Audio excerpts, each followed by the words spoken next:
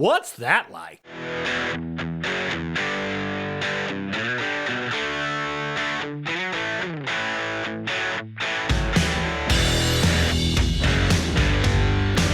What's going on, people? Hey, it's another edition of the What's That Like podcast, and I'm your host, John Knowles. It's a little bit different format of the show today. Normally, I record an intro, I bring the guest in, and then we talk about it. But this time, you're just part of the show now, Zach. You're like a co-host at times. Zach Wygal is here. How you doing, buddy? I'm doing wonderful. It's been a great day. Yeah, it's a Thursday. It is a Thursday. It is November 15th. It's about 7 o'clock at night. Yes. What was today for you?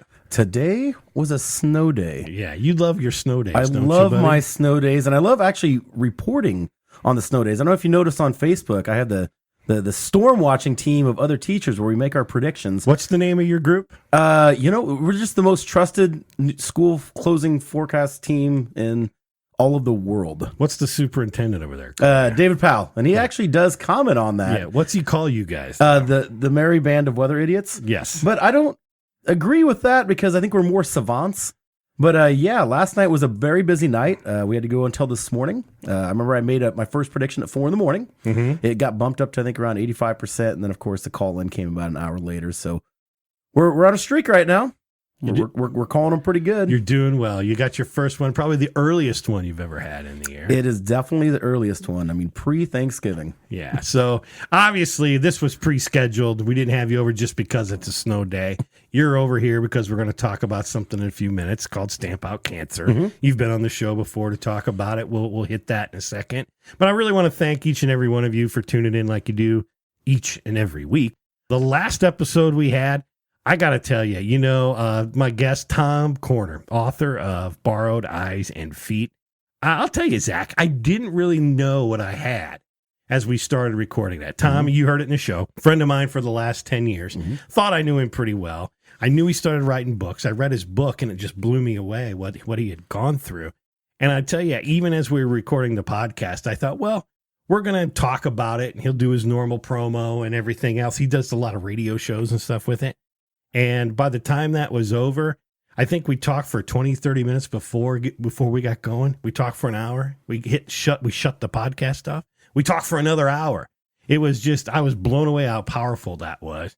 And it's not the most fun episode we've ever had on the What's That Like podcast, but dare I say one of the most landmark episodes. You're a loyal listener. What were your thoughts? I mean, honestly, that was a game changer for you because when it came down to when he was talking, you could just feel his emotion. You could feel just like his pain. You could feel everything that he's went through. Yeah. And it was real. I mean, it was raw. It was real. And I mean, it sucked you in as a listener. And just, I mean, me personally, some of the things that he was saying, it resonated with me. A lot of that. And I was like, wow. He was in tune with himself, and he was ready to to say, hey, this is the struggles I've had and stuff like that. And that was a very, very good episode because it showed what this podcast, when you started this podcast, there was no set thing. It was just, hey, and there still isn't. Exactly. Yeah. What's that like? But it showed that that's what life is also like. Yeah. Kudos to you because you did a great job of interviewing. He was a wonderful guest for you, and it clicked. And it made for, I listened to half of it on the way to school, and I couldn't wait to get out of class in Edwardsville and hear the rest of it when I was driving back. So. Well, he's a great guy. Again, Tom Corner, go to tomcorner.com. I think, or maybe it's .net, but go to the last episode. That's the thing. When you look at the description and you're looking through all the list of episodes that you could possibly listen to on the What's That Like podcast, it's probably not the one you look at and go, man, that's the one I want to hit first. I got UFO people and haunted houses and all this other stuff. But dare I say, it's probably one of the most, definitely the most intense episode. Yes. Not that it's real, just so tight, but I didn't know what I had until we got into it. And there's tears, there's laughter, there's a full range of emotion there. It's like a Meryl Streep movie. It was great. No, I was, because you honestly, like, normally I'm expecting something else, and that just, wow. I was taken away. That was good. Really good. It was good. So go back and listen to that one if you haven't, because I know you're probably listening because you see in the description of the episode that Zach's back. when you get done with this one, go back and listen to that one. That was a great episode that Tom had. Go buy his book, Borrowed Eyes and Feet. It's out on Amazon.com. I think it's only $4 if you get the Kindle version. Yeah, the Kindle. They don't actually have. Yeah, I looked on Amazon. They don't have the paperback version on there. There is no paperback. It's all a hardcover. Yeah, not paperback, but I mean, there wasn't a hardcover version to buy on Amazon. Yeah, there should be. I've got a copy over there. I'll show you. But yeah, absolutely, you can find it there. And he's been doing Barnes and Noble book tours. Follow him on Facebook. Follow Tom Corner on Facebook. But thanks a lot for him for coming on. Thanks a lot to him for coming on. I want to thank all my new sponsors. You heard it probably in the last show. We've brought on U-Bolt's Bakery in Litchfield. They're now a part of the show. We've got Dexco Home Renovations. They're now a part of the show. We've had Mike Belovich on from Remax Alliance for a while. Mike, you're just laughing when I say his name. I do. I laugh because I've just seen so many sides of Mike. Wonderful guy, but such an entertainer. He is. And he can help you sell your home. He can help you buy your home. Absolutely. He's a really good guy, and he can help you do all that stuff too. But let's get to the point at hand, Zach. You came over here to Studio 312 once again. It's your fourth time. Fourth time. I know the jacket's coming next time. Kaylin was here, I think 2 months ago, and she tied you at 3, and she's ready to throw a gauntlet down. Okay, that's fine. I mean, well, she might throw some like ghosts at me or something. Yeah. So I'm kind of scared a little bit. Yeah. So it's you and her, but you've pulled back into the lead now. Awesome. And we're here to talk about the season that shall be approaching, not Christmas season. Stamp Out Cancer season. Yes. You've been over here in the past. Like I said before, you can go check out a previous episode to get the history. You were just on another podcast talking about SOC this week. Tell us a little bit about that experience. The Give Back podcast out of Champaign. Every once in a while, I'll go to Illini games for tailgating and of course, to watch the game, Illini football. And I've met her there before. That's normally like the people that will hang around with me and Greg Belliver. Just happened to bring up that she was starting a podcast, people that give back to their community. Someone pointed at the sticker on my car, the Stamp Out Cancer logo, and it went from there. Yeah. I think it was her second guest, on their second or third guest that she's had. But it was a fun experience, talking to a different host. One, it's a little bit, probably, you could say it. But I mean, it's just different. It's better talking to, I'm talking to you the whole time. It was good to have a change of pace.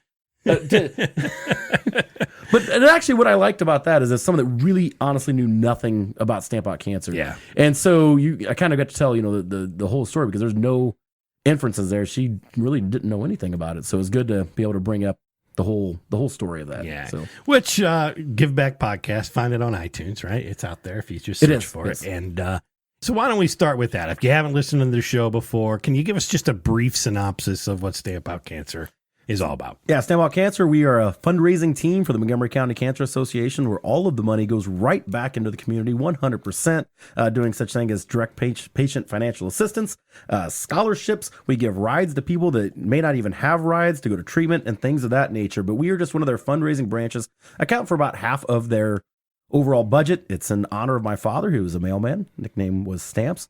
And that's where we got Stamp Out Cancer. And we're heading into our 9th year. And I've raised about $435,000 last year, coming off of last year's biggest year yet at $90,000. Yeah. So 435, 90 last year. Mm-hmm. Dare I say, you're on track to hit $500,000 this year. It should happen. It should happen. Knock on wood. we were shooting for $500,000 by our 10th year, but there's a possibility that we could hit the $500,000 in our 9th year. Yeah. So tell us a little bit about how SOC works. It started as a kind of a bartending for tips challenge, and it's grown into what? It actually did start bartending for tips, and it's funny you say that because on the way here I was listening to another podcast that had Matt Hughes on there, and he was in one of the originals that was celebrity bartending at Stamp Out Cancer. But yeah, it's grown into, we went through phases of Dancing with the Stars, and now we are doing celebrity lip sync battle. But we have celebrity couples that we're hoping to get named here in the next week or two that.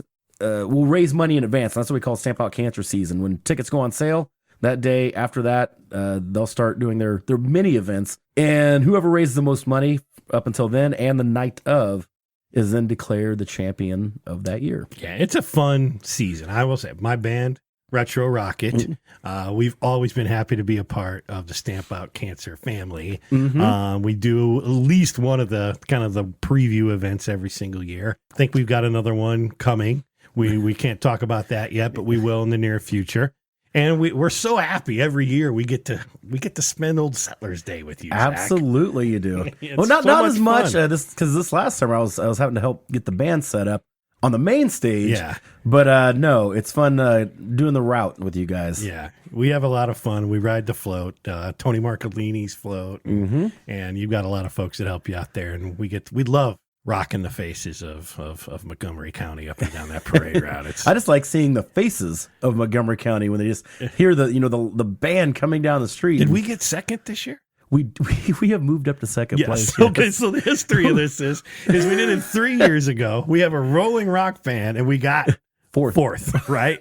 First time ever. And then last year we really shot to just make the podium, and we got third. And then this year we were joking as we're starting. And I thought, you think there's a chance? I don't even want first yet.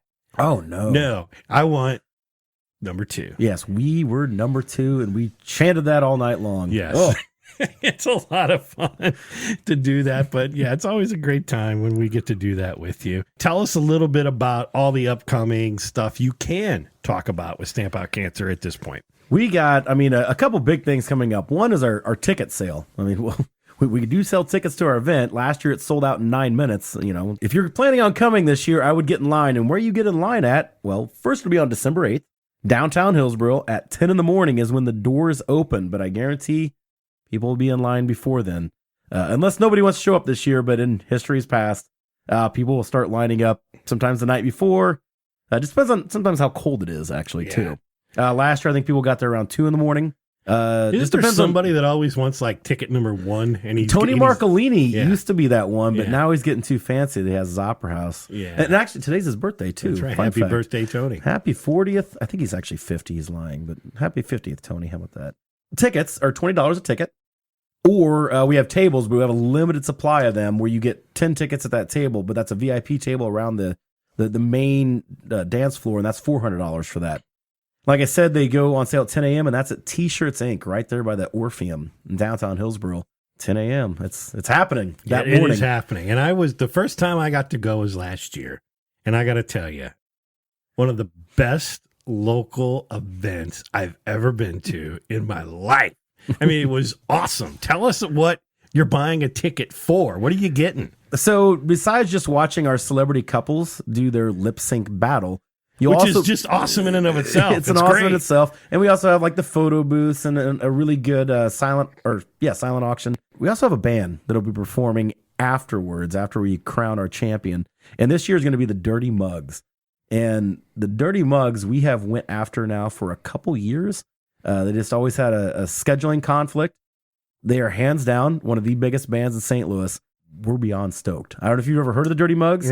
Never seen the Dirty Mugs. Dirty Mugs, I think, are going to come out there and just blow people away. Not to say that the rest of our bands, all of our bands have been awesome. Last year's band, phenomenal. Platinum Rock Legends. Yeah.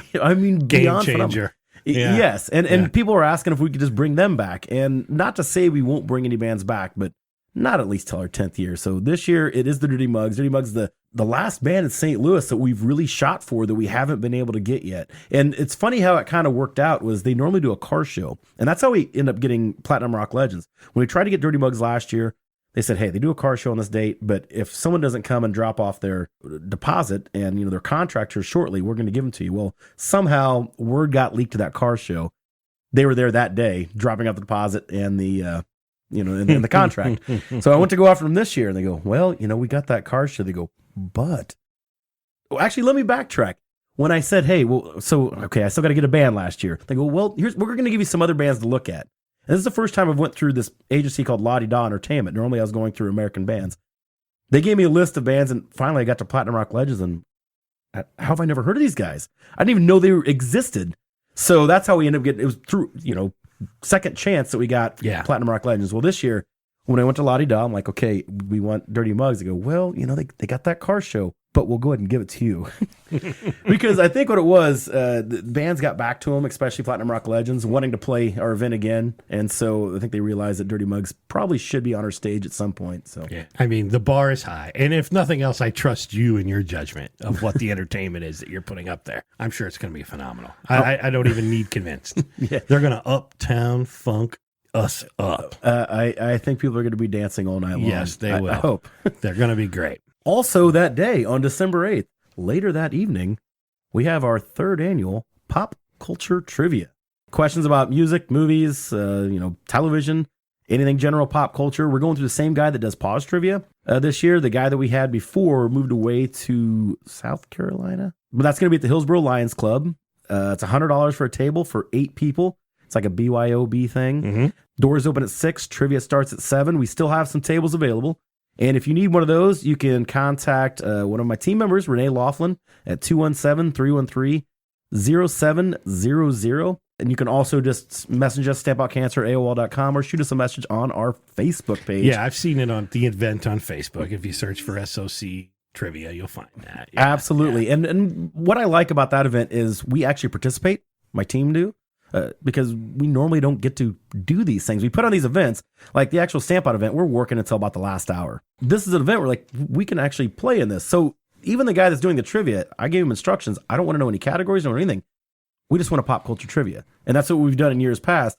And what we also do is if we win, we donate whatever it is, our prize is going to go to the second place team. Mm-hmm. We haven't lost yet. I'm not gonna lie. Pop culture is my bread and butter, and some other people on our team. So we won the first 2 years. We put it on, and we won the first 2 years. But we don't get anything out of it. We honestly say, "Hey, second place team, there you go." We just want to put on we just want to have fun. Yeah, we want to have fun with everybody else. Hopefully, I have no problem if people, they beat us. But good luck. He's throwing down the gauntlet. I am. You know what? I guess I might have to put a team together. I'm not so bad myself at this stuff. Hey, you have a chance then to get the prize money when you get second place. That's actually the smarter play. Mm-hmm. You shoot for second. Second place. Exactly. Yeah. But what I do want to say real quick is I do have some round sponsors, and I'm going to rattle them off like real quick. Hit them up. McKay Napa Auto Parts, family of Barbara Greenwood, the family of Lloyd Johnson, Andrew Affronti, Laughlin Electric, Hilltop Academy of Tumbling and Trampoline, Greenhouse Group, DC Waste and Recycling, Son of a Gun Armory, and Rick Robbins, our current Montgomery County Sheriff. How about that? All right. So all those folks helping you out. Yes, they each got a round. So that's December 8th, 2 events. You got tickets to Stamp Out Cancer. You got the trivia night that night at the Lions Club. Stamp Out Cancer is actually what date? I don't know if you mentioned that. January 26, 2019. Yeah, so, at the KC Hall. Yes, it is open. Yes, it is going to be there. And yes, we are going to rock that place. It's awesome. And if I must add, once again, none of this can be done without my super, super awesome team. We have my sisters, Renee Laughlin, Dana Holzhauser, been there since the beginning. My brother, Chris Wygal, Jeremy Schmidt from Opera House Brewing Company. Mm-hmm. If we can just get him to come to a meeting ever. And then some of our former participants. We have 2 former champions, Heather Greenwood and Kelsey Flack. And then from that same year as Kelsey Flack, we have Corey Evans. And all of them, I mean, I don't know where we'd be without them, because especially introducing new blood. And those that have helped us before. I mean, we still have Stacy Wygal behind the scenes helping us all the time. So whether she's still on the team, whether she wants to be or not. And Leslie Pollard still, will help us out from over in Colorado. But it's a small group, but man, I just love that the energy that comes from our meetings and just from leading up to the event. It's a family. And you're busy. You're going to be busy from the day the tickets go on sale till the night it's over, aren't you? Yes. There's events 2, 3, 4, 5 a weekend. Yes. And you seem to show up at all of them. I try. Yes. Sometimes it's hitting up 3 different towns in the county. Yeah. So I am looking forward to that part of it. I'm going to be juggling a lot. It's a lot of fun though. So anyway, let me brag on you a little bit. It is certainly something that has taken notice. There's other counties. I know other counties have come to kind of look at what you guys are doing, because what you folks do is you keep all the money local. Mm-hmm. It doesn't upstream to a national organization where a lot of it gets lost in administrative fees and salaries. Mm-hmm. You give it all back to the people of Montgomery County, which is awesome. Mm-hmm. Just on top, so that's the cause of what you're doing. That's the purpose. But the way you do it is so much fun too. You've inspired a lot of others. We have Turner Fest around here. Randy kind of looks at you and go, man, if you can do it, I can do it. And I know there's just a lot of people just looking at you guys and going, man, there's a bunch of folks doing it right. It's just a lot of fun to see what you've been able to accomplish over there, Zach. It's really, really cool. And that's why I keep having you back. Number one, because you got a lot of great causes. Number two, because you're just such a damn good guest here on the What's That Like podcast. Oh, no, stop it. You pay me well. Yeah, all of nothing. But you know what? That's really why I brought you here tonight. That's what we're talking about. So we got the business end out of the way. But some of the things that a lot of folks, and I just know when we do these shows in the past, the most fun I have is when we kind of start riffing on different topics at the end. And we've played what are your top five? What are your five things? We used to do the 5 questions game. We've done over underrated on different bands and topics before. And I challenged you today. Yes. We didn't know what we were going to talk about. No, but it became a snow day for you, and I noticed with your merry band of weather idiots, savants. Sorry, yes. As you were talking last night, it's just the best thing you can do is to Netflix the day away. And I thought, why don't we run down a number of the things that people should be looking forward to binging over the next winter months? So 2-3 months. When you're stuck in the house, you're down for the holidays, snow days happen, you're home for 2 or 3 days at a time. You just want to Netflix and chill. Exactly. And I thought we would run some of these things down by a couple of pop culture idiots ourselves, where we absorb savants. You see, obviously, we've got a difference of opinion already. 2-time pop culture champion. Yes, you are. Yes. But I thought we'd really talk about some of the things that you might do. Here's the rules, though, as we talk about it. Okay. We're not going to basically run a list down of the top 5 shows that are binge watched and give our thoughts on them. No. Because I think most of the shows that we would name are things that people have watched already. I asked you to come up with your, top 5 shows that maybe you haven't taken a look at yet that you should. Okay. Yeah. There's the rules. Let's start off though with some of the gimmies. I know I've watched season 1. This I've yet to finish it, but I'll let you do most of the talking here on the obvious one. Game of Thrones. Why should everybody be watching Game of Thrones? Wait, they you've haven't only watched one season? One season, yes. I don't even know you. What? Whoa. When you're going to start putting us, in the same category here, but you've never watched Game of Thrones, the single-handedly greatest show on TV. I think it's 2-time running now for the Emmy for Best Outstanding Drama Series. Okay. But why you should be watching it? I don't even know where to begin here. Are you going to convulsions? Over there I might here. Yeah. Well, one, because it's such a huge, vast area. When you could tell from that first season, like, man, these are a lot of names. I need to know who are all these people, and it just keeps getting bigger and bigger. That doesn't stop. And a lot of people just start dying, every once in a while too. That's just how that show is. That's what they're known for. And then the new people get introduced. Like, man, I'm going to get confused. But that's not the thing. It's the budget with it too. It's the storytelling. It's just the magical world of when you're younger, the sci-fi, dragons, stuff like that. This is that show for dragons and all that stuff. And it's coming to something huge. That's the other thing. Is throughout the show, but you won't really know after the first season, really. But as it goes on, it's building towards something gigantic.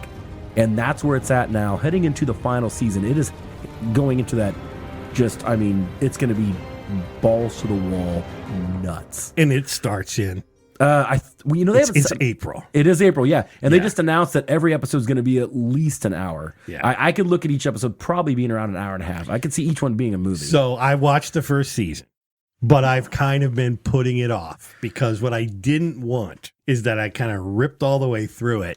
And then I kind of had to go back to prepare myself for April, which is now what we know is April. I'll get there by April. That's my goal. That's my next up goal. Game of Thrones, 2 thumbs up. Zach gives a thumbs up. I'm going to give you the provisional thumbs up. I've seen enough to like it. Next up, everybody has been watching Stranger Things. Yeah. And that's almost a no-brainer as well. Absolutely. Millie Bobby Brown, she's 11, not 11 years old. It's her character's name. And just strange things happen. The one curly head kid, I can't think of his name off the top of my head. He's the best character on the show, in my opinion. He's awesome. It brings you back to like to the ET days, to the Goonies days, that 80s fun. Yeah.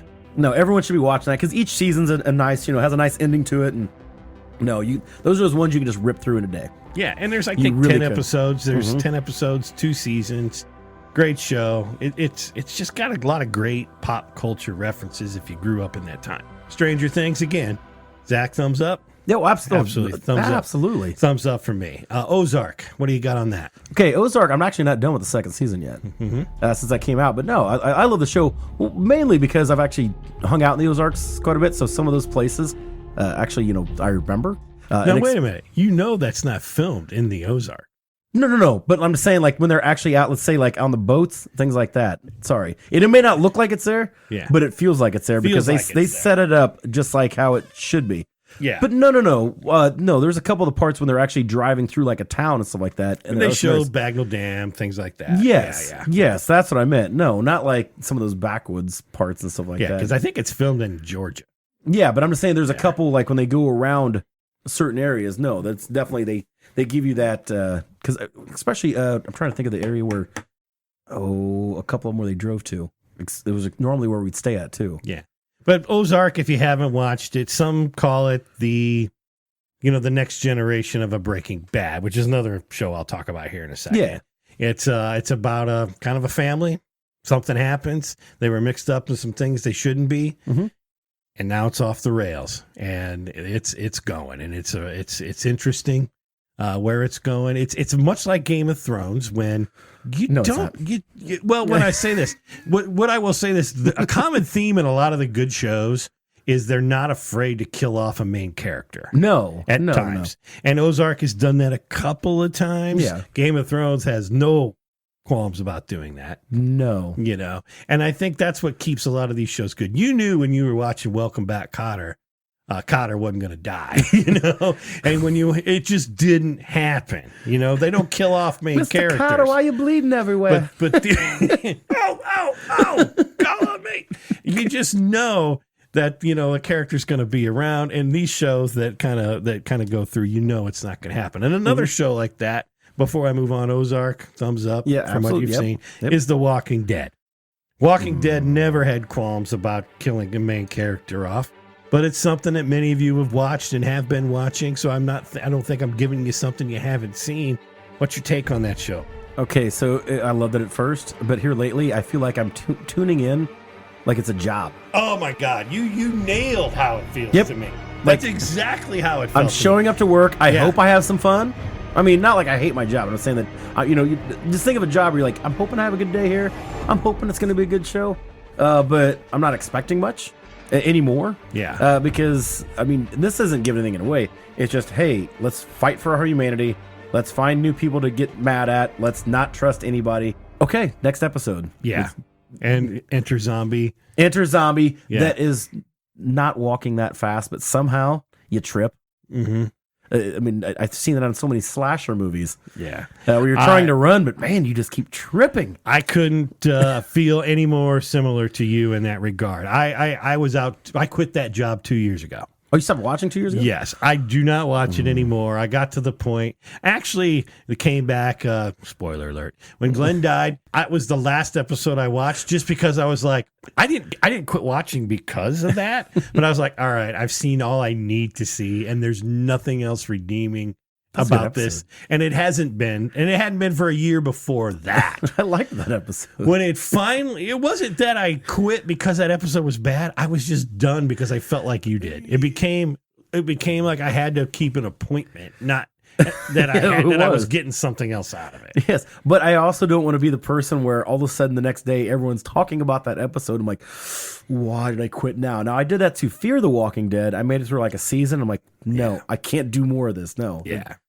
And people are like, oh, it's better than the other one. I'm like, you don't care. I don't care because it's already ruined it for me. And now I guess we don't need to talk about it anymore. The main character, he's going to go make movies. But I'll say thumbs up for the first 6 seasons. I'll give 5. I'll give it 3. And now I'm down. I'm done. Yeah. Sorry, people. That's just the way it is. House of Cards. Yeah, that's just a great show. I haven't watched this season yet. I'm not really looking forward to this season. I know, they got rid of Kevin Spacey, Right. but For obvious reasons. but having Frank Underwood, that was the show. Yeah. Yes, his wife did start making a more prominent role, but that show with him. So I'll watch it. I hope it's good. They brought in some new people that could possibly make it interesting, but it is the final season. So So what do you think? Thumbs up, thumbs down? oh, thumbs up, yeah, absolutely, up. yeah. Yeah, okay. I'll give it a thumbs up because I like what I saw. I just haven't finished it yet. And the last one that everybody seems like you gotta watch, Breaking Bad. Mm-hmm. What are your thoughts? Well, that's one of the first shows to where you rooted for a bad guy. I mean, he was not a good person, but yet you didn't want him to get caught, so you found yourself rooting for a complete waste of human space. Yeah. Yeah. That's what made the show great, though, is you never, but when it's someone that's that bad, yes, they're probably going to get caught with doing something. And that's why every episode was that nail biting, because it's not like it was just a random person that, was doing bad things. This was someone that was been continually doing bad things. So that's what made the show awesome. And I mean, it's just good writing, good acting all around. Great writing. I think it was cinematography was above anything else that it's ever been on TV. I'm going to go on a limb here. You might not join me out here. It's the best show I've ever watched. And I, from a complete standpoint, I enjoyed the beginning, I enjoyed the middle, and I really thought the ending was as perfect of an ending that any show ever really pulled off. It is probably one of my favorite endings. Yeah. Hands down. It's in the top 3.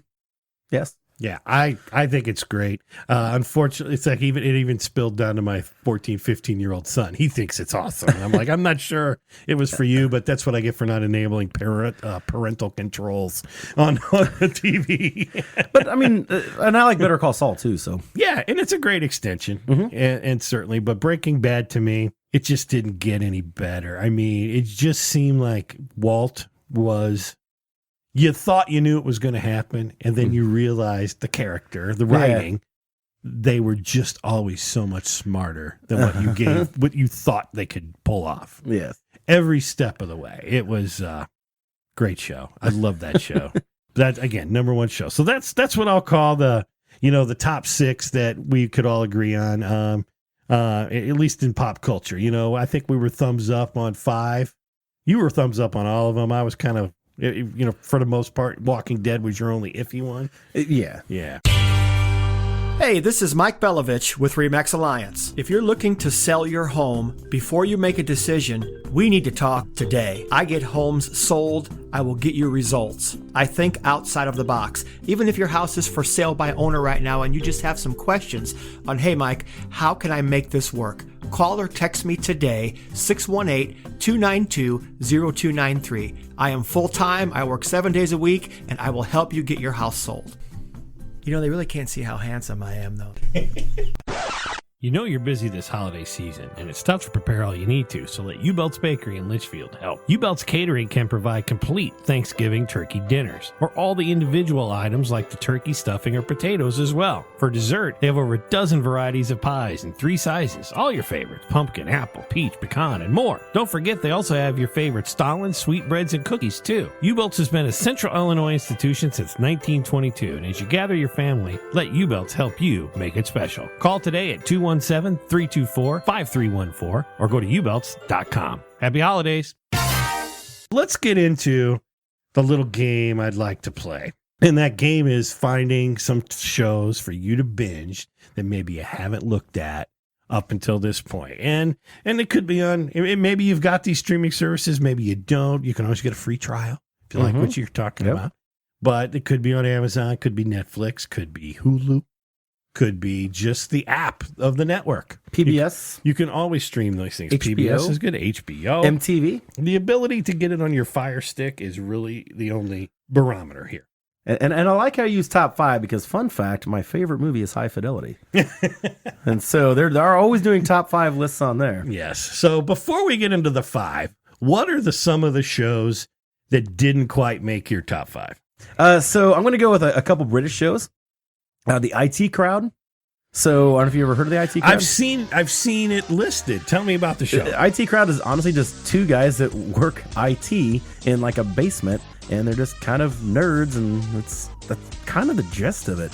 But it's just really funny. Yeah. I can't even. I mean, you'll know a couple of the actors when you see them. I honestly don't remember their names. I think it only lasted for a few seasons, but I just thought it was just a fun show, especially if you like technology and stuff like that.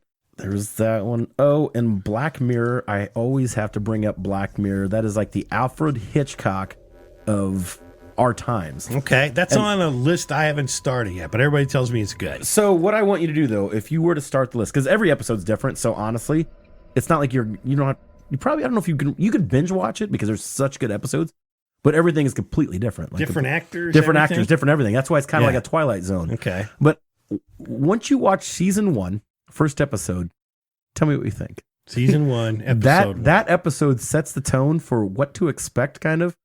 I think from there on out. Talk about a great first episode. Okay. I also, and I'm going to bring up another Netflix show here, which was OA. The OA? Oh, wait, I don't know if you watched that or not. I've seen that listed, have not started it. Yeah, it's just interesting about a girl that went missing. She was a blind girl. She went missing for I forgot how many years, and all of a sudden shows up and she can see, like 10 years later, something like that. I don't know if I really want to say much more from there, but it's an interesting Sci-fi? concept.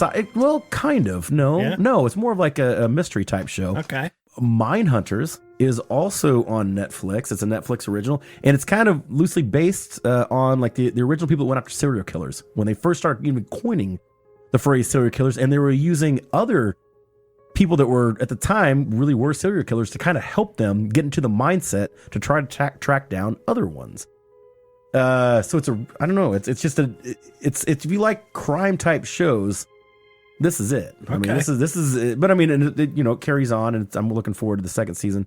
And then finally, my last honorable mention, you can definitely binge watch this in a couple days because it only lasted for a season and a half, and that is Firefly. Firefly. Okay. Firefly. Did you ever watch that I one? saw a couple episodes, but this is one of those shows that I've always thinking I should have watched because the shows that I do like, those people that like those shows always reference back to Firefly. And Josh Whedon, that was one of his shows. Nathan Fillion was like a space pirate type show. It had the humor, it had the action, but it went on to actually make, after that show was done, because of fan support, movie, right? One of my favorite actual movies. I mean, it's one of those movies I can watch over and over again. It's called Serenity.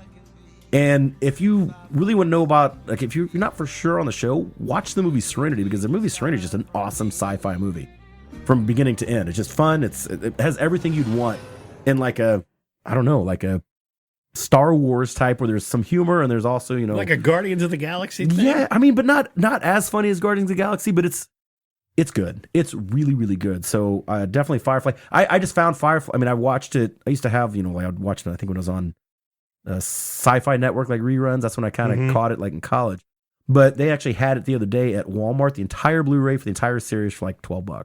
There you go. And then I ended up grabbing Serenity on Blu-ray, getting that off eBay. And now you got your whole. I got the whole collection. Yeah, for like under $20. Right. So that's my honorable mentions there. Yeah. Okay.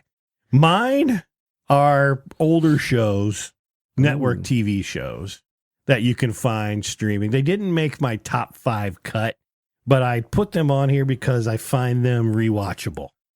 I've watched all 3 of these probably 2 to 3 times each in its entirety.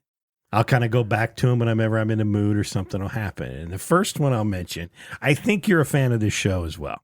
It's Lost. Oh, see, I thought when you said that we were going to have shows that everybody watched, when you had that beginning intro, that Lost was going to be on. But there's so many people that didn't watch Lost that now, they're kind of afraid to start because I think the reputation of the ending taints the journey of the show. But Lost had more viewers than Ozark, hands down. Probably so. And the ones I'm referencing now are the ones that are kind of just streaming darlings. The Ozarks, the Game of Thrones. That's true. But you got to go back and Lost was ended in 2010. It did, and I just rewatched it all. Yeah. Was it during last Christmas break during some of the summer? I don't know. It took me I forgot how many months just because of trying to fit it in and stuff. But yeah, I got the whole thing on Blu-ray and just went. I mean, I got lost again. Yeah. And I tell you what, it was just as good the second time around. Absolutely. You see so much more through it the second time. The character development in there was probably second to none. Yeah. And again, they'd introduce a character, and you got to think some of the best characters on that show were not season 1 characters. They were folks that came in 3-4 seasons in. Yeah. And honestly, you hear a lot in the press. Well, Lost screwed up the ending. I didn't like the way it ended. But you know what? I'm totally okay with the way it ended because the journey was so good. It's the only reason I put Breaking Bad above it in the sense of what I think is the pinnacle. It's because of the ending, and Breaking Bad was a great payoff. Lost kind of left me a little hanging.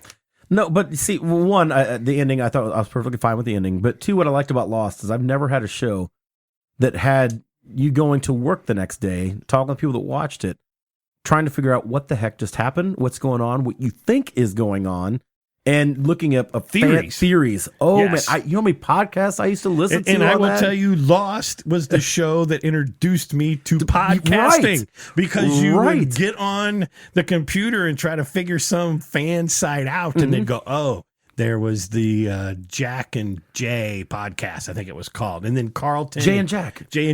I think that's the one. I mean, on my way to work in Springfield. Yeah. And it's great podcast. That was like the Talking Dead that we had as Lost fans. Yes. And because that next day, like, okay, now I can't wait for this because I have to have both of them. And they were so good. Show, I have to listen Jay to and podcasts. Jack would like record it the night of, so you had it the next day. And they were great at that.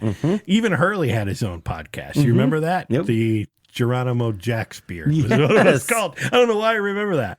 But Hurley, my favorite character, he was the best. Yep. He was the best character. And reason I liked him, he was the fans' eyes and ears in the show.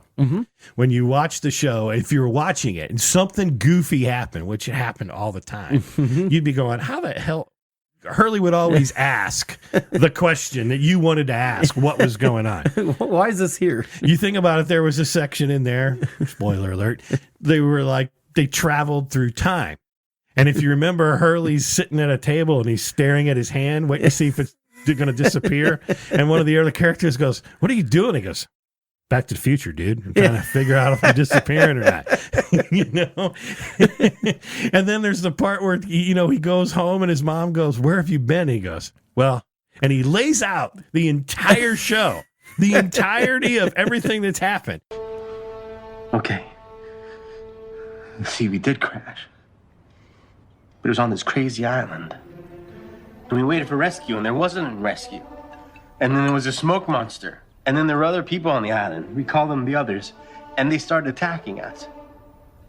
And we found some hatches, and there was a button you had to push every 180 minutes, or... Well, I was never really clear on that. But the others didn't have anything to do with the hatches. That was the Dharma Initiative. They were all dead. The others killed them. And now they're trying to kill us. And then we teamed up with the others because some worse people were coming on a freighter. Desmond's girlfriend's father sent them to kill us. So we stole their helicopter and we flew it to their freighter, but it blew up. And we couldn't go back to the island because it disappeared. So then we crashed into the ocean and we floated there for a while until a boat came and picked us up. And by then there were 6 of us. That part was true. That's exactly how you would explain the show. It was perfect. So Lost is on my list. The second one, X-Files. I was a big X-File. There's a poster on the wall right here. There is. And X-Files is something you almost separate into 2 shows. There's 2 types of an X-Files show. There's what they call the Monster of the Week, where Scully and Mulder, they're investigating some weird monster.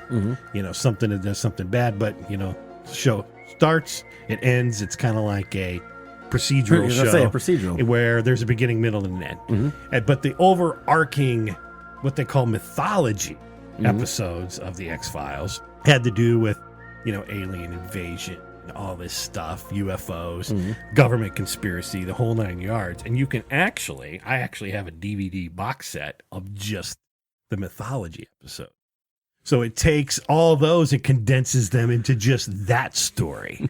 So you skip all the Monsters of the Week episodes. And you can actually, if you don't want to do that, you just go on Wikipedia, you get the list of the episodes, and then you can skip through the streaming service to just get to the ones that you want to, and it lines them all up perfectly, and the story just condenses together. So instead of an 11-season show, you've got about a 4-season show that just condenses that part of it. Big fan of that. Were you a fan? Never You ever watched it. Never watched it? Never watched it. I might have watched the movie, maybe just because I think at that time I was going to any movie that was uptown, because that's what I did in junior high. But Yeah. nope. To me, never watched one of the it. best shows The ever. truth is out there, I hear. But It came back. They had a couple of quick seasons. I did enjoy those, but I love me some David Duchovny and what was her name? Gillian Anderson. Yep. That was a great TV duo. Next on the list is a weird one.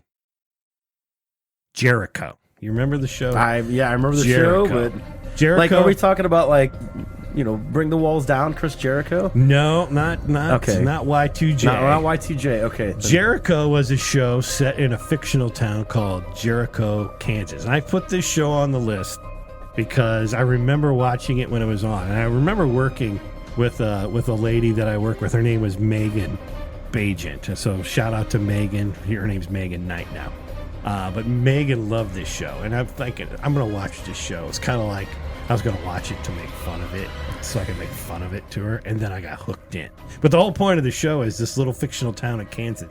A nuclear bomb goes off in Denver, cuts off communication, powers out. And they're just this little, small Hillsboro, Mount Olive, Gillespie kind of town that's isolated out in the middle of nowhere. And they got to fend for themselves. And it's kind of town versus town. Like the town over, they've got a way to make generators, but Jericho's got some corn and grain. Can they do a swap? Well, no, maybe they're going to fight about it and go to the war. And, it's just all these little things that happen, and it never really got its due. The only thing, I put it on there, it's quick. It's about a season and a half. They Does it didn't have get a good ending? They got a decent ending at the end of the second season, and it's kind of like you were talking about Firefly. The first season ended, and fan support demanded they bring it back, so they gave them 7 more episodes to tie it off.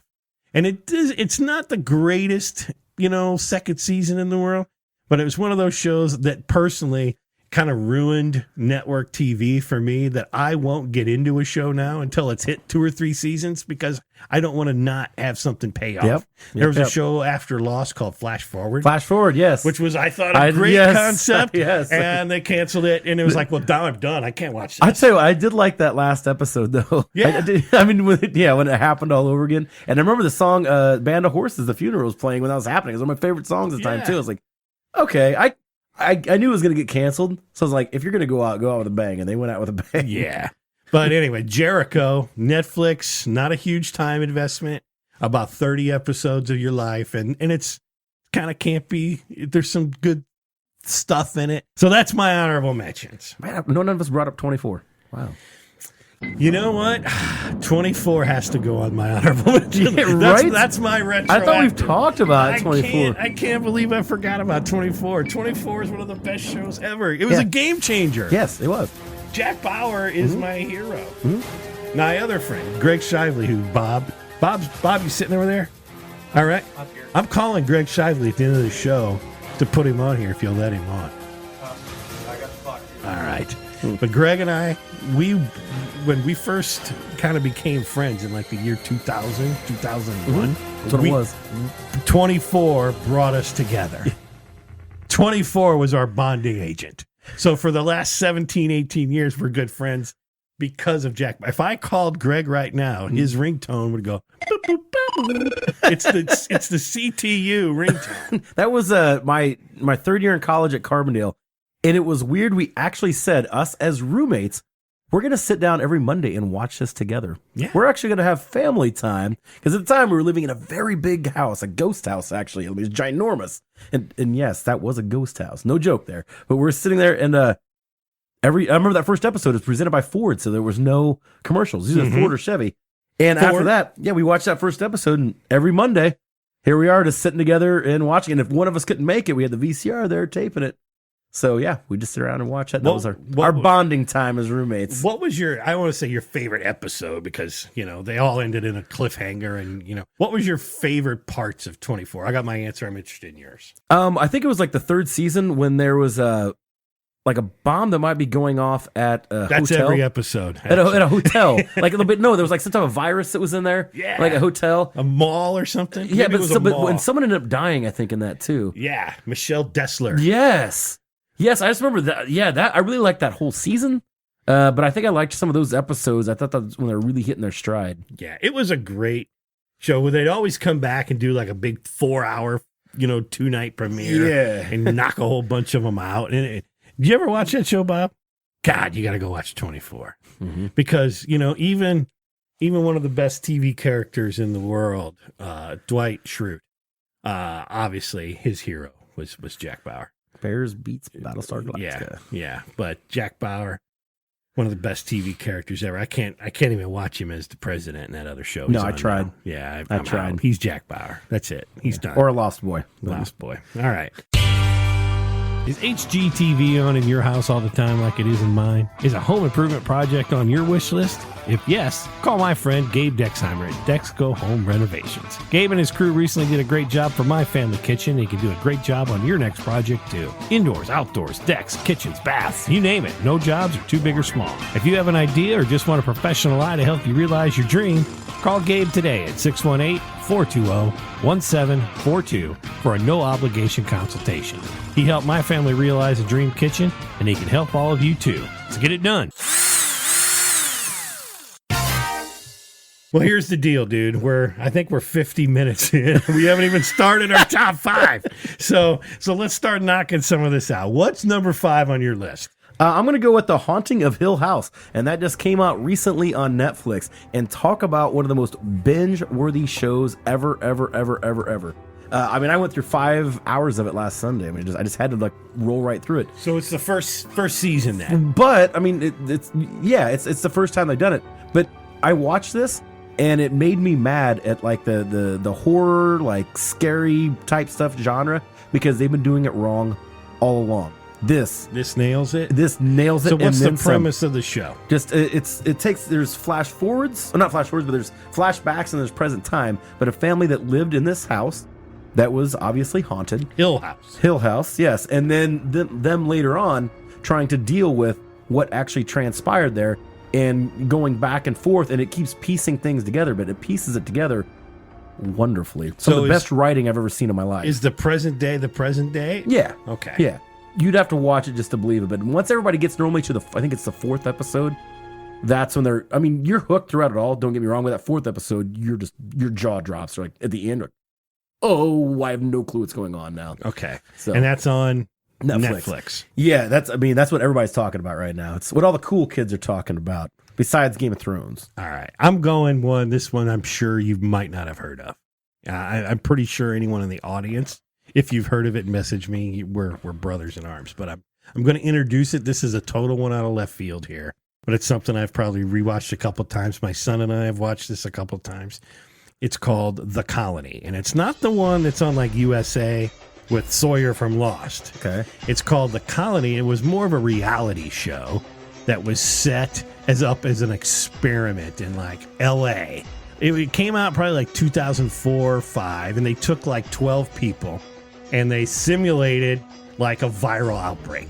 Mm-hmm. And so it's kind of like what would happen if you had to take 12 people and throw them in a building and they had to figure out a way to survive.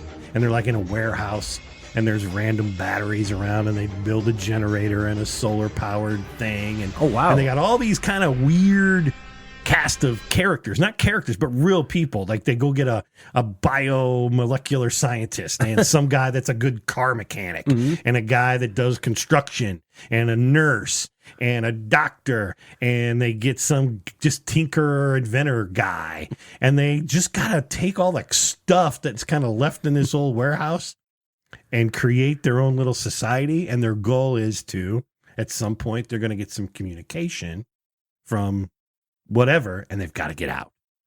So you'll find it on the Discovery Channel app. If you're on Apple TV, Fire Stick, whatever, download the Discovery Go app, I think it's called. You got to watch the commercials. But it was a show that was on Discovery, 2 seasons. They did the first one in LA. The second one they did in post-Katrina, New Orleans. And the thing that my wife would always make fun of is that they always had these simulated bad guys, and they called them the Marauders. And they'd send them, they'd have to like set up security so somebody wouldn't come in and steal all their canned goods and stuff. And they'd come in and throw Molotov cocktails up against the fence. You know, I mean, dude, it's so, it's like Survivor meets, you know, what was the show? The Mythbusters. Because they had this warehouse full of stuff and they had to build stuff out of nothing. Like at one point in the second season, they find a old like refrigerator truck with some rotted pigs in it. Like, you know, they were on their way to the slaughterhouse. So they take the pigs and put it in a bathtub and kind of rendered the fat down to make diesel fuel, you know? And then they build a big windmill that generates electricity, and then they make like a solar shower. I mean, they do all this crazy stuff that you just watch it and you go, I really like that show. So that's my number 5. It's a totally out of left field. That's my number 5. If you've never seen it, Discovery Go app, The Colony. All right. Number 4 for you. I'm going to go a different route and go with, it's a kind of like a romantic comedy, and it's called Love. It's on Netflix. And what I think I like about this the most is that being someone that's still trying to travel this landscape of being single in this world that we're in right now, and seeing these people on how they're trying to do it as well too, because it's not like how they'd say, you know, back in the old days, you know. Yeah. It's a completely different world out there. I think this show kind of nails it on the head of just that people are, because these characters are very much imperfect. The one's like very neurotic. Another one's just probably just not a good person, really. Yeah. Wants to be a good person, but really has a hard time being a good person. But it really clicked, and I think it lasted for about 3 seasons. It's already over with now, but it had a really good, it wrapped up beautifully, I thought, as good as it could on that show. And I don't know, I think that sometimes that people overlap romantic comedy type shows, but this one was done right. Was this a Netflix produced show? Netflix produced. Okay, Yeah, this wasn't Netflix on a original. network that I think Netflix picked up. Yeah, I think the last season came out last year. Love. It's just called. Anyone in it that we know? One of the girls from Community, if you ever watched that. Yeah. I forgot which, the one that was always trying to go after the main character. She's the main girl in it. And 3 seasons and it ends well. Is that what you're saying? yeah, absolutely. That's a key. Yeah, That's really a key. it is. It is Anything for on the me. list is you got to have something that ends. And then, I mean, there was never like any like dead episodes either. Yeah. It flowed well for 3 seasons, and that's what I've noticed about some of these Netflix shows, that they're not in there for some of these for the long haul. They sometimes just want to tell a 1, 2, 3 season story, and that makes it even better because they're not trying to drag it out. Right. So that kind of comes to my number 4, also a Netflix show. New one, Lost in Space. Which was obviously a remake. You've got the original from the 60s. You had the crappy movie with Joey from Friends. And now this is a scripted Lost in Space reimagining of the story on Netflix. 10 episodes. 1 season. They've renewed it for a second. Yeah. I don't know when that comes out, but great 10 episode run. Yeah. Did you see it? Yeah, I didn't think it was going to be that good. Yeah, totally surprised by it. I mean, especially like, even the first episode, there was a couple like hokey parts, but I'm like, okay, I have to think this is a family, show. It is, but wow, if family shows were made like that when I was a kid, man, you wouldn't be able to pull me away from the TV. Yeah, and it is. You mentioned it's a sci-fi show. They leave Earth because it's dying, and they got to find a new place to live. And it's all told from the perspective of one family. One family has one ship. Husband, wife, 3 kids. I think it's 2 kids. 2 kids. 2. And then daughter and son. Kind of what happens next just is awesome. Yeah, I'm definitely looking forward to next season of that, but I couldn't believe how well done it was. I mean, there was some parts on there that was very, very gripping. Yeah. I mean, where I'm like, whoa, I'm kind of getting like, I wasn't expecting this right now. Yeah. But it's worth it. Yeah, that's a very good call right there. Kudos to you for bringing that up. All right. Yeah. Point John. All right. What's number 3 on your list, Zach? And I just did some switching around, but I'm going to go with I have 2 HBO shows on here, but I'm going to go with the one called Leftovers. Okay. Damon Lindelof. Lindelof. Produced this. Oh, yeah. Why would I like Because it? he is the guy from Lost. Yes, from Lost. Did you ever watch this? Leftovers. I didn't. There was a time I didn't have access to HBO. I do now, but I haven't gone back to it. Okay. Great premise, though. I love the premise. Tell us what the premise is. Yeah, so all of a sudden, just out of the blue, 3% of the population just disappears. Just up and gone. No clue what happened to them. And I think the trailer actually showed it best. Like, a mom's sitting there driving, and she hears her baby crying, and then she turns around to go, like, comfort it in the car, and the baby's gone. And then she looks up, and there's, like, a shopping cart coming towards her that someone was just pushing. But, yeah, they don't know what happened to these people. And this is them afterwards, like, I think, like, a year later, trying to still deal with, sometimes someone missing a part of their family. Some people lost all of their family. And the other, like, the people that are trying to explain or trying to figure out what happened. It lasted for 3 seasons. And each one just got further and further down this rabbit hole of lost type things where you're just trying to figure out what's heads or tails anymore. Because they can wind up a pretty good story. Damon Lindelof can. And especially when it got to the end, yeah, I think it ended well too. It just, I don't know. It's hard to explain after that first premise because it goes in just so many directions. I know I saw the first couple in the first episode, the 3% are gone. And as you mentioned, it's kind of like, spoiler alert, end of Avengers when half the people are gone. When Thanos did it. But in this case, don't tell us if we ever find out why, because I don't know. But good show. That's your number 3. My number 3, not a scripted show, but it is on Netflix. Yes. And it's good to just sit down and watch something for 45 minutes, and it's kind of compacted and done.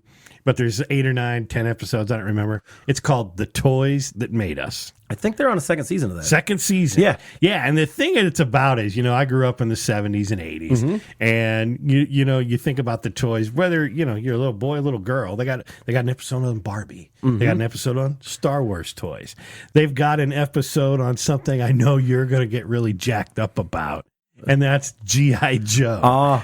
Because they actually show, if you go back to our first episode, the aircraft carrier. And what was it called? Like the USS Admiral. No, it wasn't the Admiral. I just watched it not too long ago. It was like the Flame or something. Anyway. The USS, awesome. If you have this, you're super awesome. So it really goes in depth about, the business behind the toys. They go back to the creators, the artists, the people that made these, the marketing. Like, I didn't know where Snake Eyes came from. And I was like, it was just because they just didn't have anything else. They didn't want to add any color or something. Yeah. So they took the character and basically said, how can we make something cheap without paint? And he was the most popular character ever. But no matter what it was, if it was Barbie, I think there might be one, Legos, how Legos got started, He-Man. There's one on Star Trek toys because they were all like knockoff toys back in the 60s. They just took hey, here's a policeman's helmet with a light on top. And you know what? If we just put Star Trek on it, now it's a space helmet. They'd literally just take popular toys and slap another sticker on it and sell the crap out of it. Star Wars was an interesting one because nobody saw the potential in the merchandise. Nope. And it was like George Lucas he made all his money, not from the movie, but the merchandising. Right? So the Toys That Made Us, that's my number 3. Give that a look. It's 2 seasons, 4 or 5 episodes a piece. Yep. You want something just to watch for an hour. Great thing to just binge through a couple of those in an afternoon. Absolutely. You're number 2, buddy. This was an AMC show that would be shown during the summer. It just ended, I think, last summer. It's called Halt and Catch Fire. Okay, I never watched this, but I always thought I should. Oh, man, I'm just so disappointed in you right now. Every time, I just figured this is going to be the one that you said you've watched before. Halt and Catch Fire was kind of like the beginnings of the internet and computers. And computers are kind of around, but it was a fake startup of what these people were doing. But the acting, everything was amazing in it. But just the backstabbing and then the whole, moving to Silicon Valley and things like that. And social network communities before there was even a such thing, just social network communities. And I don't know, watching these characters go from nothing to having it all, losing it all type stuff, and watching them just grow and evolve. But they only did it in a matter of a few seasons, but it was very, very good. I honestly, I think it should have been up for Emmys. all the time. I think it was one of the best shows on TV every year when it was on consistently. Yeah. It's kind of been one of those things. I see it and I go, I wonder if I should start. I'm going to start. Halt and Catch Fire. Halt and Catch Fire. That's your number 2. That's my number 2. Yeah. I hate when shows are very underrated, and I think the only reason it went off the air is because nobody's watching it. Same with when Arrested Development was on. Nobody's watching it, but it was one of the best shows on TV. All right. So my number 2 is, you mentioned Firefly. Mm-hmm. And I don't think this show happens if there was no Firefly. And it was called Battlestar Galactica. Oh. Not the original. Oh. The original grew up, campy show, whatever. But BSG, the remake, beats Battlestar Galactica. that's the one. Mm-hmm. I mean, I will tell you what, whenever somebody asks me, I don't know what to watch. I'm like, go back and watch Battlestar. It's on Amazon now. 4 seasons. Oh, it's not on Netflix anymore? No, you start, but you don't start with season 1. You got to look for the miniseries, the Battlestar Galactica miniseries. So it's a reimagining of the original one from 77, 78. Yeah. It's the humans versus the Cylons. Mm-hmm. Really, it takes place in space, but it really is just, it kind of takes all the things that happen right here on Earth and throws it right back into what they're dealing with. Yes. They've got a common enemy. It's not like Star Trek, which I love. I'm going to say this, but it's not like where they go off into another planet and it's Alien of the Week and they meet somebody with 3 heads and 2 and 4 eyes and everything else. There's a common enemy. Mm-hmm. That enemy came from us. Basically, the robots were built. The Cylons are androids, and they rebelled. And it's all about what they did to us and shoved. I shouldn't say us. See, humans. When I say us, shoved them off their homeworlds. And it's really built into a lot of mythology, of Greek mythology, so you've got all the different constellations, Capricorn. Well, there's a Caprica planet. That's the main one. And anyway, everything that goes through it, the heroes in it are great. The acting is great. Edward James Olmos, one of the best performances I've ever seen out of a lead actor in anything. Yeah. Take your little, whatever you want to say, I don't like sci-fi and space shows, hat off, and just enjoy the hell out of this one. And I did that. When one of my friends told me I should be watching it, I was like, what? Why would I watch that? Of all shows, that one. That just looks like Nerd Central. But I didn't know what the frack I was talking about. Oh, drop the frack bomb. Dropping the frack bomb. I didn't know what I was So instead of saying the F word in Battlestar Galactica Ease, they just say frack all the time. Yes, they fracker do. That was actually kind of genius, too. It is. and talk about that had one of the best endings on any show that I've watched. It was great. So you did watch it? Yes, I did. Yeah, I loved BSC. I just finished it up again on a rewatch, and I will tell you, and I put it on this list, I would say I liked Lost better. I liked the X-Files probably better, but I put it on this list because I figured you haven't watched this one. Yes. So you got a Johnny guarantee that this is a good show. 4 seasons. Watch the miniseries. 4 seasons. They're about 20 episodes apiece. You can knock them out, in not such, it's. I guess it would translate to 8 seasons of Game of Thrones in terms of how many episodes you're going to get. But great episodes. The miniseries, the first episode alone is called 33, is kind of the follow-up to the miniseries. God, just great episodes, man. Yeah, it was good. Great episodes. I loved BSG. Good So call. that's my number 2, which brings us to your number 1 show that you should be binging. And, Zach. what's weird about this one, I just added this at the last minute because I totally forgot about it. And it's not even over with yet, not even close to being over with yet. But when Game of Thrones isn't on, this is the best show on television, and that is Westworld. Westworld. And that actually goes back to more of a sci-fi theme. Okay. Which, I mean, I don't mean to go that route, but Westworld is based off a novel, Michael Crichton novel. That guy knows how to create worlds where things go wrong. Amusement parks where things goes wrong, because if you don't know, he also did Jurassic Park. But then they also had a movie in the 70s with Yul Brynner as like the bad guy. And I ended up watching that too. But this particular show, Westworld, created by Jonathan Nolan. If you don't know the premise of the show... I don't. I haven't watched it. You don't even know the premise? No. Oh, you don't I even know. ju- Like, I you don't even know, just like, the got 70s? some HBO back, so I haven't been around on this. That's why I got to start on Game of Thrones. Okay, Westworld is set in the future to where you can go on a kind of like a retreat or a vacation to a world that's filled with robots, but they all look like they're humans. And they have, well, we find out when they start off in Westworld. So people are going to a Wild West where you can do anything there. You can be the main character in in a bank heist. You can, everything all these robots will do, they will adapt to whatever it is you want to do. They don't have live ammunition, but they will, act like they're the tough guys. They'll try to, really immerse yourself into their world. But of course, this wouldn't be a Michael Crichton type thing if things weren't going as planned. That's how this. So there's an underbelly to the whole. There's thing. beyond an underbelly, and Yeah. Anthony Hopkins is one of the main people. No kidding. Oh, yes. Dr. Lecter? Yes, Anthony Hopkins is one of the main people that created this world. But you're starting to wonder throughout it: are these people that are this the robots? Is this the humans? Who's who on this? But they start kind of getting like a little bit of a mind of their own type of thing.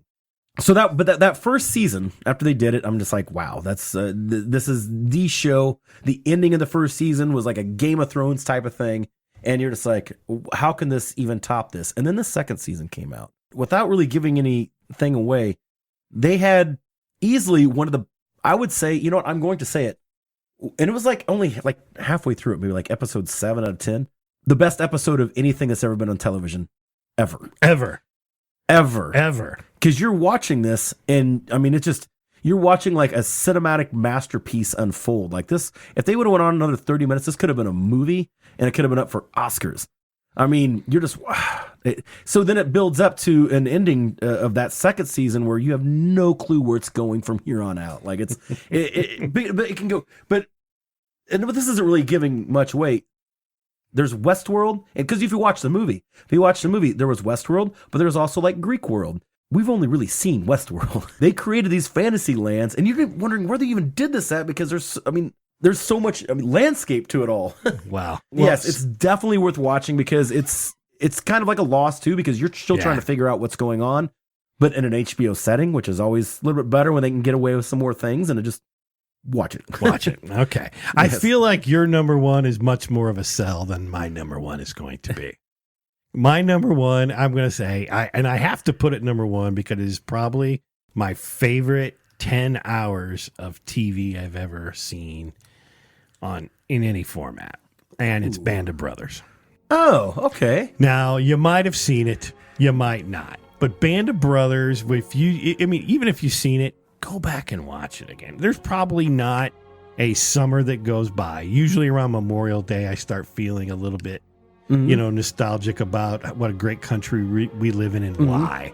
And I go back to Band of Brothers more as a representation of all those heroes that came and made this country what it is. But great story. Follows Easy Company, a unit that was in the airborne in the World War II, formed in I think it was in Georgia, takes them right to New York, all the way over across the pond, D-Day, through D-Day, all the missions they ran. And then of course they were actually there to take Hitler's Eagle's Nest and end of the war. And actually the Germans surrendered to members of Easy Company to end World War II. So great through line with this company, but let's just talk about the acting and the production. Done by Tom Hanks. All right, Steven Spielberg's got a hand in it. This is post Saving Private Ryan.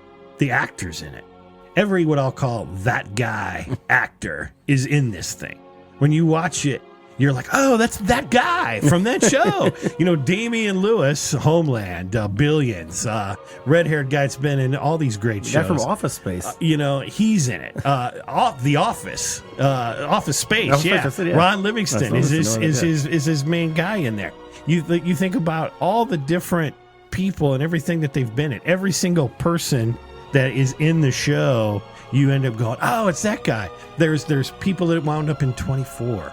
Our favorite show. There's people that wound up in Lost. Batman, the last Batman movie, Dark Knight Returns. Tom Hardy was in that. It was in Band of Brothers. Ross Geller from Friends is the ultimate douche. And, he's the original commander. That guy there is in that show. You watch it. You know who else is in it? He pulls up one day in a Jeep to resupply the folks at the Battle of the Bulge. You know who it is? You know who it is, Bob? Jimmy frackin' Fallon. He's in it. I mean, everybody is in the show. Band of Brothers, one of the greatest things you can do yourself a favor and watch. Go back and watch it. It's probably not a show that's binge worthy, but if you're going to spend an afternoon or a weekend and you just want to knock something out that's awesome, you will never go wrong with Band of Brothers. And I need to, honestly, I remember I watched a couple episodes that came out when I was in college, and I didn't have HBO at the time, but my mom got the DVDs, and I'd be home on break, and I'm like, I'm going to watch this. I get like a couple in, but then I forget because I'd just be too busy doing other things, but I do need to go back.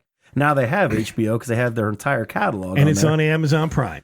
And it's Amazon. Yeah, so Prime. even if you're on a little road trip and you want to download it to your iPad or your phone, kiddies, it's on Amazon. You can do that. So that's our 5. That's my 5. That's your 5, Zach. Let me read you some of the ones. We've got a lot of listeners out there. We posted this on Facebook. Here's some ones, quick comment, thumb up, thumb down, Big Bang Theory. Oh, yeah, I still watch that. Yeah, great show. Oh, Shameless. You ever watch Shameless? I have not, actually. Yeah, that shows up here a couple of times. And everybody talks about that. I just haven't gotten around to it yet. Yeah, Kelly Davis liked Big Bang. Sarah Hahn liked Shameless. Amy Land, Seinfeld. Yeah, well, you can't go wrong with Seinfeld. You can't go Seinfeld. You can't go wrong with Seinfeld. That's a whole language in and of itself. It's a great show. Joe Karlovic, I know you're out there in Arizona right now. He says The Wire. The Wire. Oh, that was almost on my list. And if you've never watched The Wire, it's one of the best police shows ever. 4 seasons, Baltimore. Everybody tells me to watch The Wire. I haven't gotten to The Wire. Greg Shively, this one's for you. You always tell me to watch The Wire. I was that way too with The Wire, and then I finally got around to it. And it's not like it's like, can't believe what's going to happen next. It's just in your face, gritty, dirty. I mean, raw. Oh, yeah. What happened? Oh, I watched the first season. I've yet to finish it. Yeah, it's good stuff. Yeah. Josh Laurent, 13 Reasons Why. You check that one out? I did not actually. I should, especially being an educator. I've been meaning to. It's on the list. Just haven't got to it yet.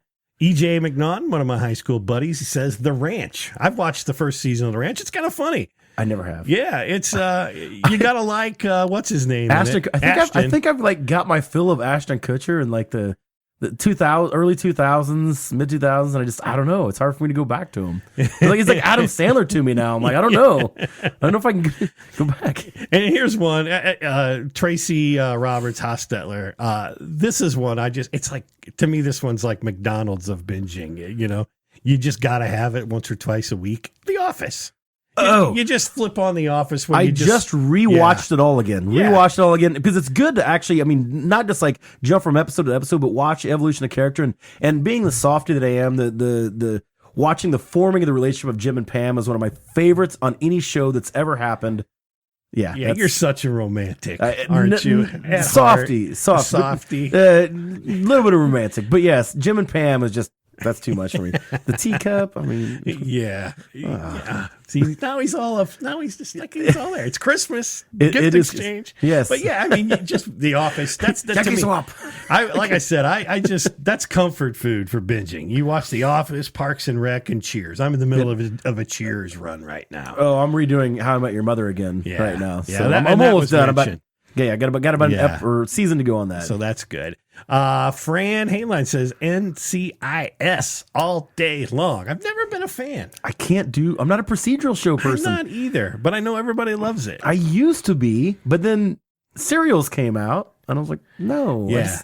I want to see evolution. My daughter is all over Law and Order. She loves Law and Order. Which of 40 seasons? Yeah, but and she watches them all. And then all 10 variations of it, like Law and Order Sorrento and Law and Order Sorrento coming soon. Law and Order Taylor Springs. Why wouldn't they? It's filmed between 12 a.m. and 3 a.m. Oh, I'll be a recurring character. Yeah. MASH is in there. I loved MASH. I've seen some episodes. Yeah, you're probably a little young for MASH. I was more of a Trapper John MD guy. Yeah, well, that's a MASH spin-off. I know, but I've never really seen that either. But MASH I grew up on, too, because that was one of those shows like MASH and Chips. And, growing up in the 70s, that's what you watched. And then, of course, if you watched MASH and you're 40 years old or older, you knew it came on at 10:30 every night on Fox 2, which Katie and L, whatever, and Larry Connors would go. coming up next. And but it has a morbid theme song. Oh yeah, Suicide is painless. Yeah, like whoa. All right, so my friend Tyler Link says Peaky Blinders. Peaky Blinders. Yeah, I'll have to give a shout out to Rachel Moretti on that. We always make fun of her for watching that just because the title of it.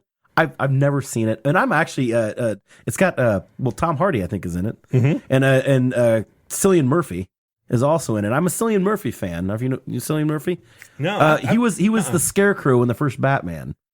Oh, okay, yeah. But he's also in he was also in the 24 day or 24 hour or 24 days later. No, what was it? 28 hours later, something like that. Yeah, but anyway, no, I do like him, but I just can't the name.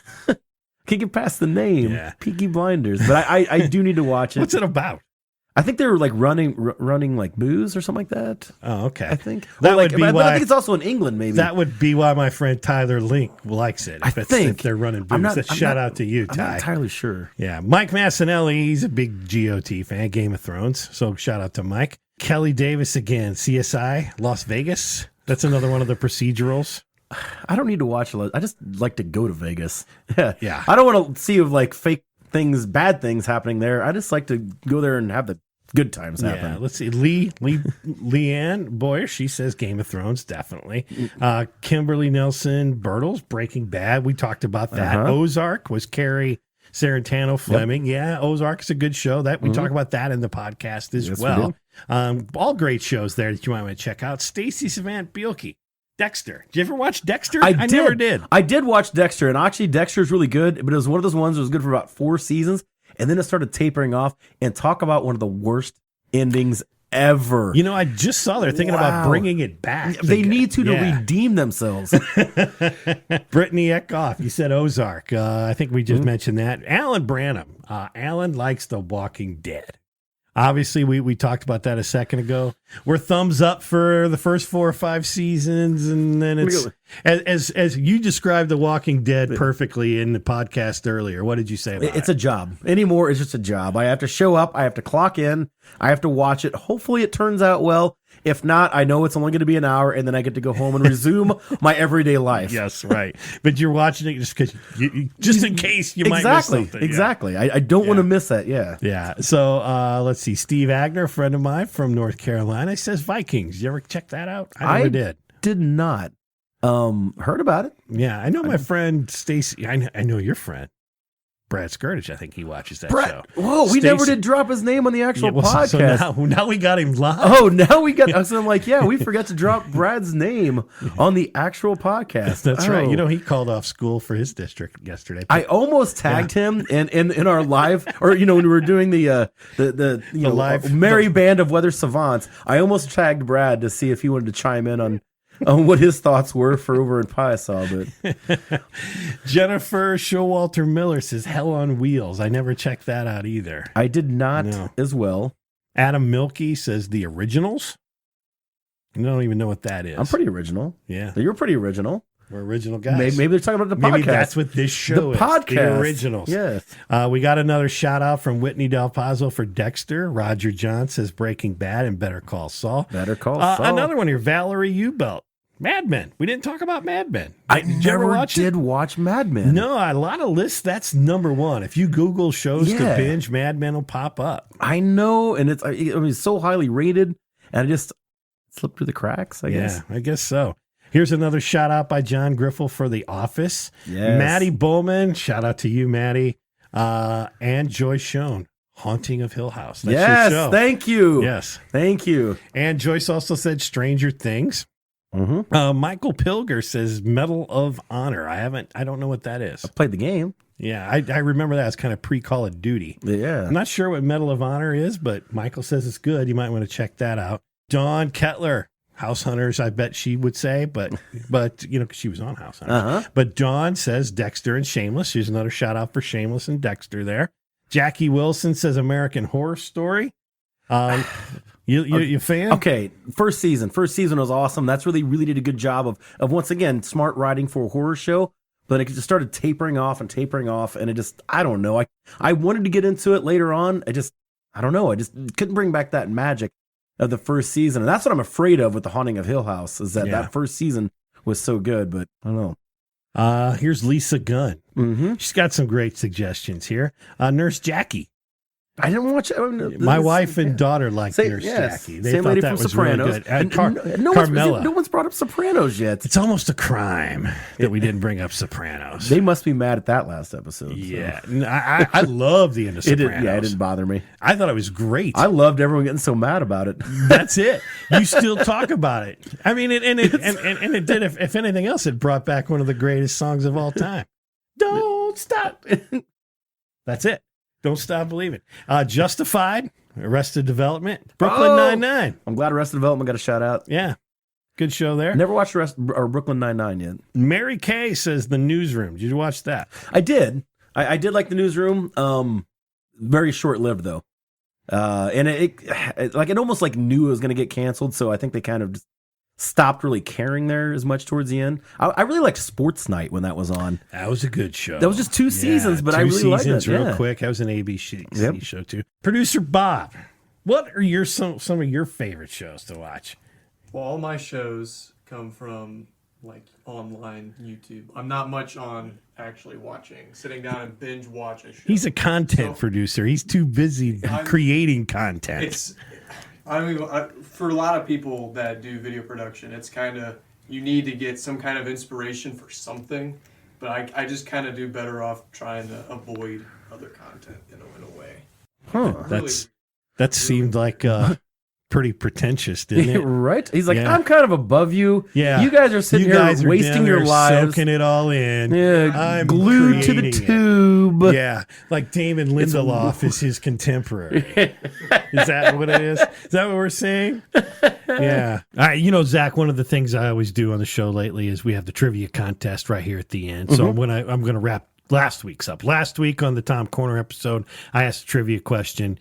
What is the side job or the side hobby that producer Bob does when he's not doing this? And the answer was, Bob, what do you do? I race go-karts. He's a go-kart racer. So there you go. That was the answer. I want to thank each and every one of you for sending in the answer.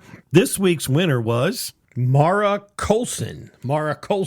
So congratulations to them. We're going to get you out a copy of that book. You'll be getting it from Amazon. So I'll contact you soon, and we'll make sure that happens. This week's trivia question is another, I think it's not that hard, Zach. I don't think so. We talked about it earlier in the show. So if you listen to this show, or if you've been listening for a while, you know that besides having a podcast, I also play in a classic rock band that has for years, I think for the last 6 or 7 years, played an event that helps support Stamp Out Cancer. And the float. We do the float at Old Settlers every day. So if you even heard it earlier in this episode, you know that I've played in the band.